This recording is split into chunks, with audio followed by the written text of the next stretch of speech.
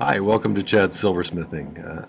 I thought today I would do something kind of simple, but I get a lot of requests for this from people, especially older folks who want to have a ring that is easy to get over knuckles and is adjustable. So I'm going to make a simple adjustable ring, probably about as basic as you can get. It'll have a bezel set lapis on top of it, and it should be fairly easy. So if you've never made an adjustable ring before, this would be a good first one to do. So let's get started. This is one of my design idea sketchbooks, at least one variety of them that you can get on my merch store. This one has different flow temperatures of types of solder. Some of them have conversion charts from gauges to inches to millimeters, or from fractions of an inch to decimals to millimeters. There's some with saw blade charts, ring sizing charts, all that kind of stuff. So useful metalsmithing information. But the real feature is it gives you a place to record your projects. I like to keep a record of things anymore since I started doing the channel. That way I can go back and look and see how I did something, because I certainly can't remember every project that I've done anymore. So it's great to have that record, and it does have this nice dot matrix in the background, which helps me to draw better pictures, because that's not really something I'm great at. Okay, so here's what we're going to do today. It's pretty simple. We're just going to do a split shank ring, basically. We'll use some 8-gauge half round for the band, and it's 3.25 millimeters. I've got this, I think it was about 17 millimeters, pretty deep blue lapis with some white and some pyrite in it. That'll make for a nice, it's not perfectly round, but it's close. So we'll make a bezel for that out of 26-gauge bezel, which is 0.41. The height I usually get is 3/16 of an inch, which equates to 4.76 millimeters tall. We can file it down to whatever's appropriate for this particular project. The bottom of the bezel is going to be 26-gauge sheet, which is 0.41. So pretty basic, just three materials: bezel, base, and the band. Oh, and they all start with B. How about that? Okay, so let's make a bezel for this guy. So let's get this end flat. If you've not been to my channel before, here's a little bit of information about my torch and my solder and my flux.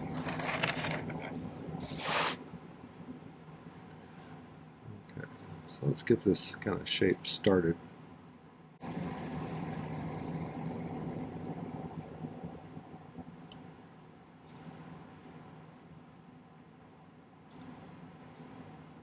I like to let the wire itself kind of shape the curve if you just use the metal's springiness to kind of allow it to pull into a curve. Usually get a little bit better luck than if you're trying to bend it with the pliers. Okay, so we're going to make a little scratch right beyond where they meet, so that we have a little bit of room left to file off to get it nice and flat. So there's where it meets. We'll go just a bit beyond that.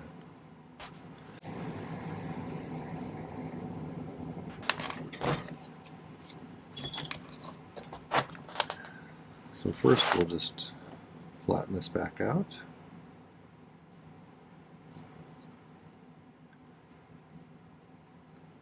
One of the more common requests I get from older people is rings that they can get over their swollen knuckles, because a lot of people get knuckles that have some arthritis or some other swelling in them, and it makes it hard to wear a ring for a lot of people of that age. So having something that has an opening on the bottom will allow some of that, the skin around the finger, to kind of squeeze out in that little area and make it easier to put on something like this. Or if you just want a ring that you can change the size of as your finger sizes change, because everybody's, as they age or gain weight or lose weight or whatever, their finger size might change. So if you have an adjustable ring, you can just shape it a little bit and still be able to wear it. Okay, so I'm going to go about 2/3 of the way down. I'll make a sharp bend. Roughly halfway down that, make a bend upwards, so we got kind of a staple shape. Then we're just going to get these two guys to meet in the middle.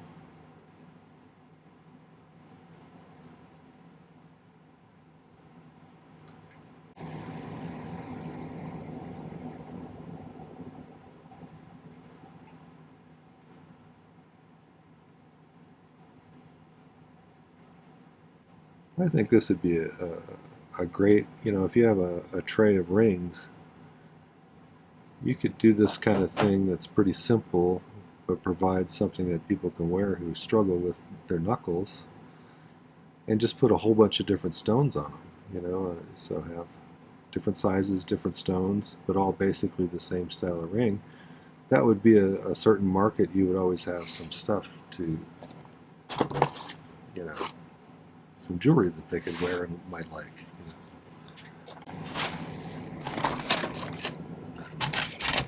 I have a little bit of solder here, and we'll just flux this and use that.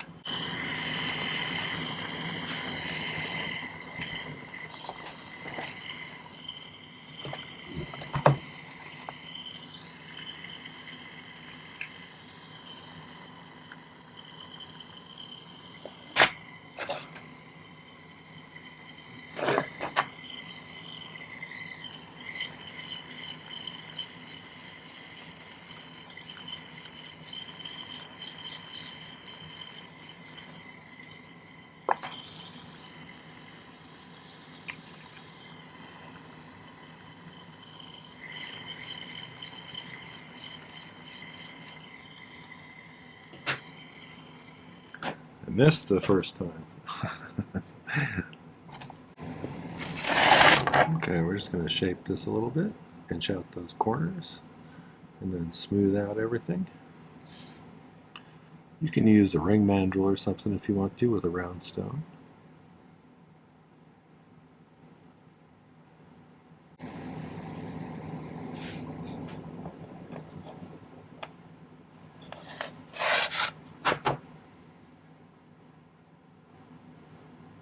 So we're just about right there. We'll just get that smoothed out a little bit, and we can put a bottom on it. If you're new to this and struggling with bezels, that's pretty normal. It takes people usually 20 or 30 bezels before they start to feel really comfortable making them. So give yourself a break about if you melt a few here and there. It takes a while to get the hang of all of the things you have to remember while you're doing this. So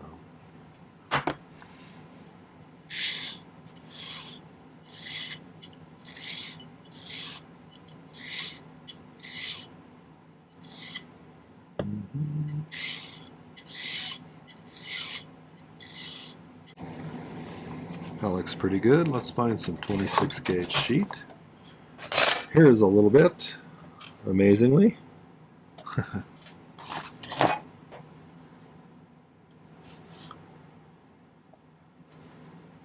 So I'm just going to make a little square that gives me about an extra 1/8 of an inch on each side, or maybe a couple of millimeters extra on each side. And there's actually a reason for that, if you're new to this. It's because the piece on the bottom is harder to get up to the temperature you need it to be for the solder to stick to it than it is to get the bezel sticking up on top of it too.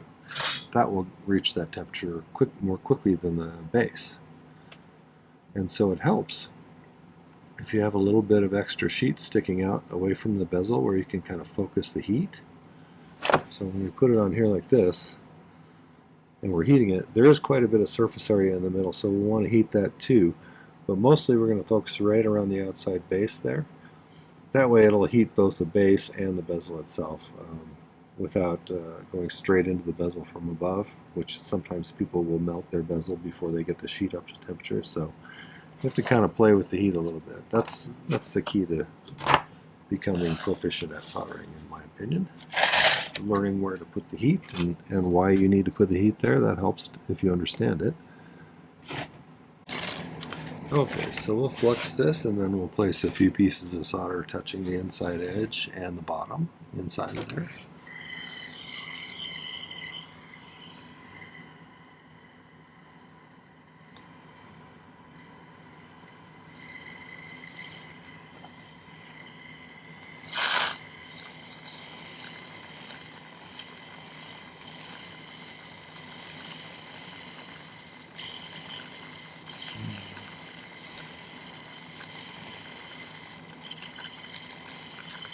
A lot of times when I'm teaching beginners, they get the order of things mixed up. I usually flux it first because it goes through that kind of bubbly stage that we just saw. And if you put your solder on there first and then flux it, a lot of times the liquid will move it around a bit out of position anyway. And then when that bubbly stage happens as you're drying the flux, it'll move things out of position. So it makes more sense to flux it first, dry the flux so it kind of mellows out and settles down, and then place your solder. You can still use it kind of to glue your solder in place, because if you heat it a little bit while you're doing that, it kind of gets sticky. So you kind of push it up against the edge there and get it to stay there by going through that sticky stage with the flux. Then you'll see I'll kind of like focus right on the outside edge here. Visit that middle once in a while.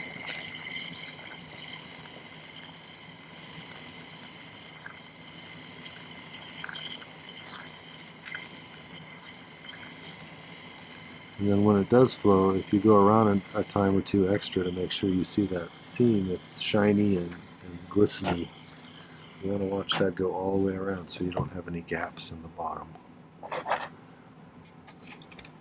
You don't want your friends to say, "That's beautiful except for that gap on the bottom." What happened there?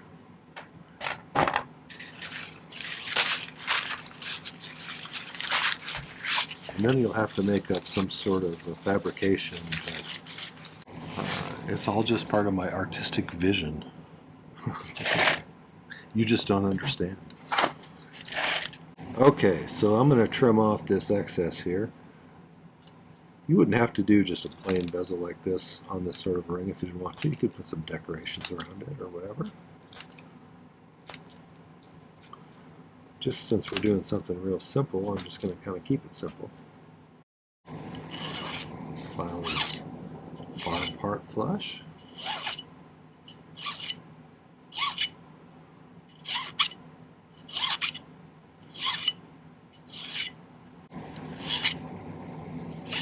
Another way you could probably change this up is by doing something fancy with the band. It doesn't have to just be a piece of half round. You could solder a couple of round wires to the edges of the half round. For instance, like take some. This is a 14 gauge round, but you could put some 14 gauge square or round solder to either side and still make the same kind of adjustable band if you wanted to. You could do two of these next to each other, or you could do 2 or 3 just round wires soldered together. All of those are, perfectly good variations you could do to change things up. Okay, so once you got that all cleaned up, let's figure out about how big we want it to be. Actually, let's do this. I'm going to end up doing this on the other side too, but I have this little scrap piece here that was a cut off from something, and it's that same 8 gauge stuff. So let's start by filing the end flat. You can use a miter vise jig if you need to on that spot. I just want to get it, mostly flat, because I'm going to end up rounding it anyway. But I wanted to start with a nice flat surface. So let's just kind of curve that inwards a little bit.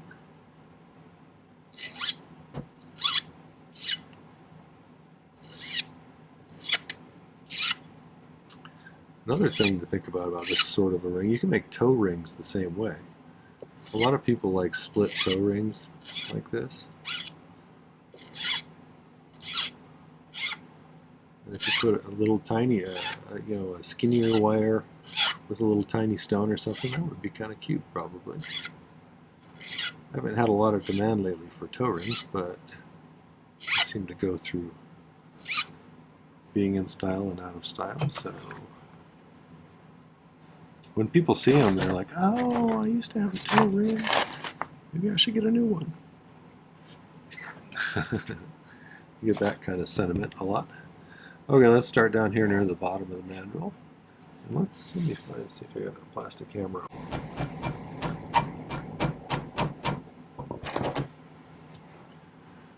Alright, so I'm just gonna get it pounded in on the end like that, and then just bypass it like that. That way we can start with a small round size down here, And I was going to put it up to about an 8 maybe, but I want it to be round when it's this size so that it stays round as I size it up. So that's why I'm putting it past each other like that and getting it round down here. If you try and bend it round right around the size, you end up getting it kind of oval sometimes. And I just think that this works a little bit better. So let's just slide this up about to the 8. And so if I make a cut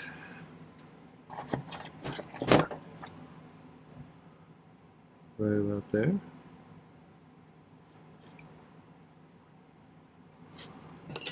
that'll give us just a little gap in there.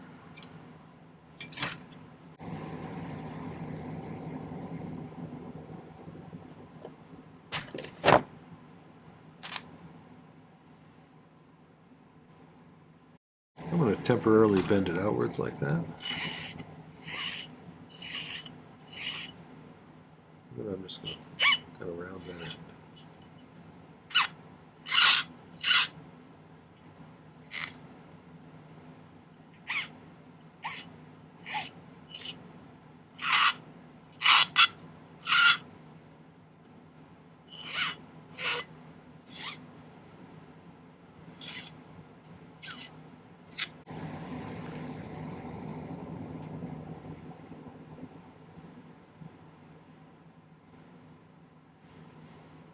I'd kind of like to mount this so that it's exactly opposite the bezel itself like that.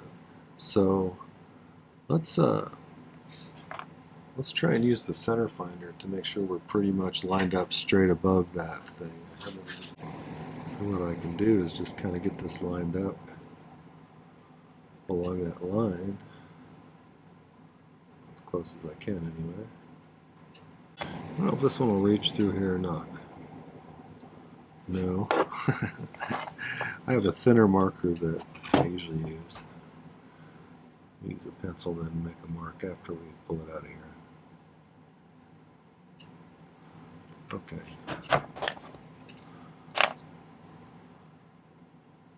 So centered right there.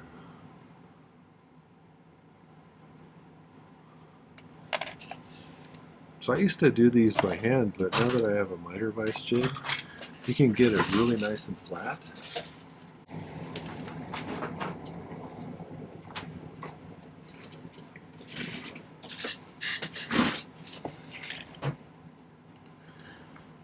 So let's say we want it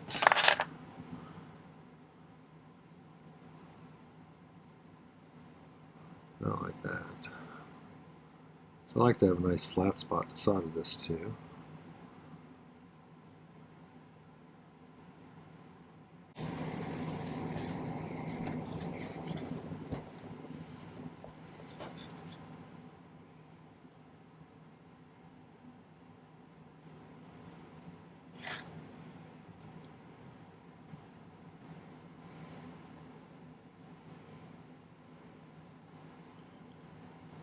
Once you have a position, then you can just kind of file it so it's flush. And that'll leave a nice flat spot there.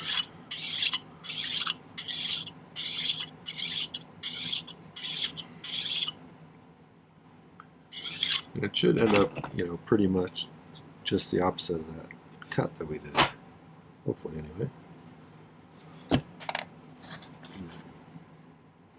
So, how I usually solder these on is I will try and position it so it's centered. I usually try and look at it from the side too. I have plenty of solder here, so let's get it fluxed and we'll just lay a piece of solder right kind of up against it.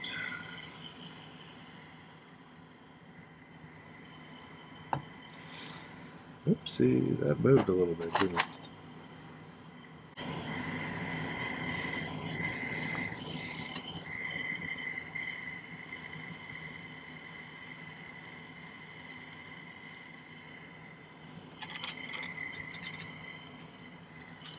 Okay, so let's pick up one of these good-sized pieces of solder.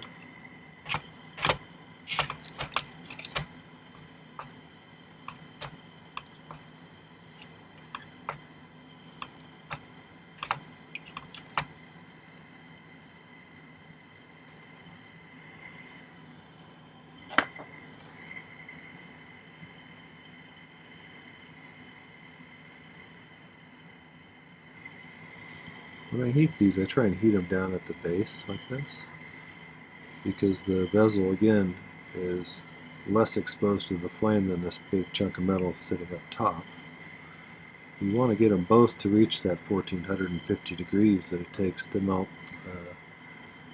that it takes for the metal to be, for the hard silver sheet solder to stick to it.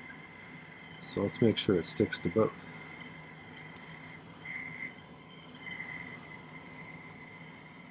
I have in the past overheated it to the point where your bottom of your bezel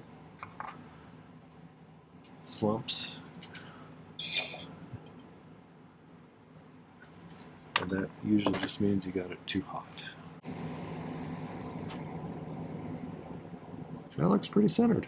So, and what I'll do now is we'll pickle this for a while, and we'll probably file the bezel a bit shorter. It doesn't need to be quite that tall, I don't think. Although this is a pretty deep stone. So we'll see. We'll take a little bit off probably. But let's let that pickle, and then we'll come back and we'll finish it up.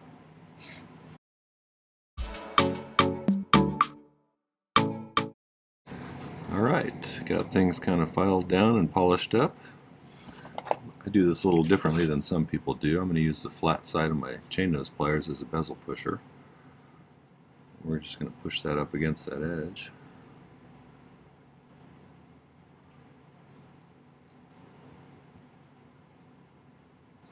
Once we have that kind of laid down over it, I'm going to go ahead and I'm going to use the rounded outer part here to burnish that top edge.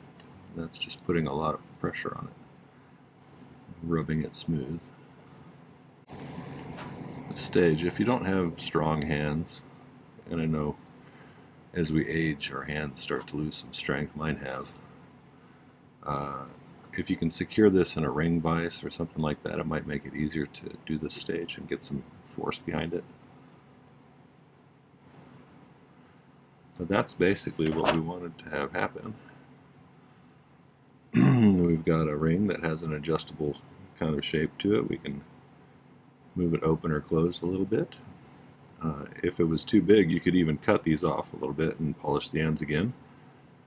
Make it a little bit smaller, but that's our ultimate goal there. So, like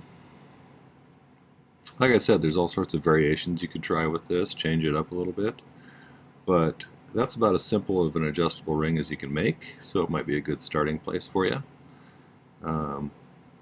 Yeah, I think people will like that. So tell me what you think. Tell me what you might have done differently, or what kinds of things you do for adjustable rings. I like to hear other people's strategies for things like that. It always helps me to get better at what I do. So leave a comment and tell me what you think.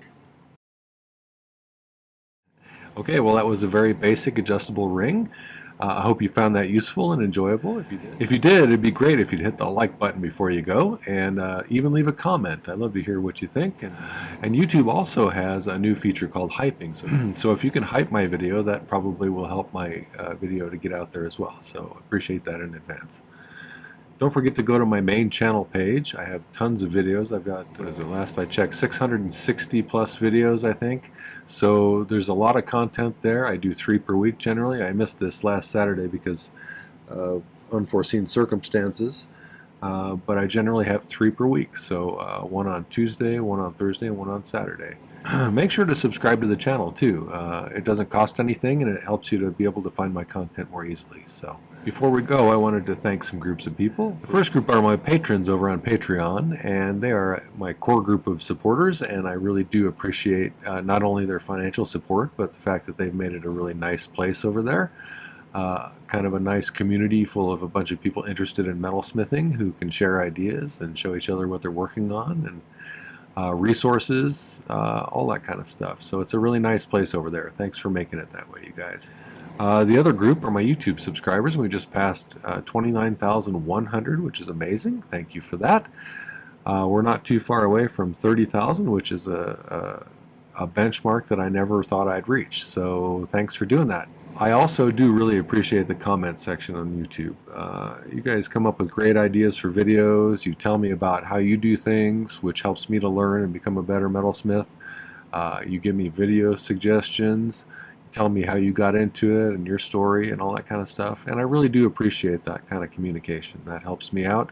It makes my channel a nice learning environment, and I love to hear your ideas. So thanks for making it that way. I do also appreciate your financial support, the super thanks, the buy me a coffees, buying my merch over on the shop, and buying my ebooks. All of that stuff makes my channel sustainable, and I really couldn't do it without your help. So thank you for that. The video description down below has some important links. There's a link to my Patreon if you want to find out more about that community. There's a link to my merch store. Should you want to get yourself one of those nice design idea sketchbooks, I find them super handy as far as keeping track of what I've made and a record of my project, so I can go back and revisit that. There's also some other cool merch over there, so check it out. And finally, there's a link to my newest ebook, which is a guide to 2025's tutorials. There's a page for each tutorial I did last year. And on that page is not only a link to the video, but also a picture of the sketch I drew, a picture of the final outcome, a list of materials to make the project, stone information if it had a stone in it. It has a difficulty rating and some notes I took about the project. So things I might not have mentioned in the video itself, or insights I had afterwards about how I might have done it differently, or did I learn something really valuable from that one? Did I like the outcome or did I not like the outcome, and why? It's a great way to have tons of projects right at your fingertips, and a really nice way to support my channel. So get yourself one of those. You can even get all three that I've done as a package deal for $15 off if you look on the merch store. There's 2023, 2024, and 2025. So you'd have projects forever if you did that one. All right, well, thanks for watching today. Take care. Happy silversmithing.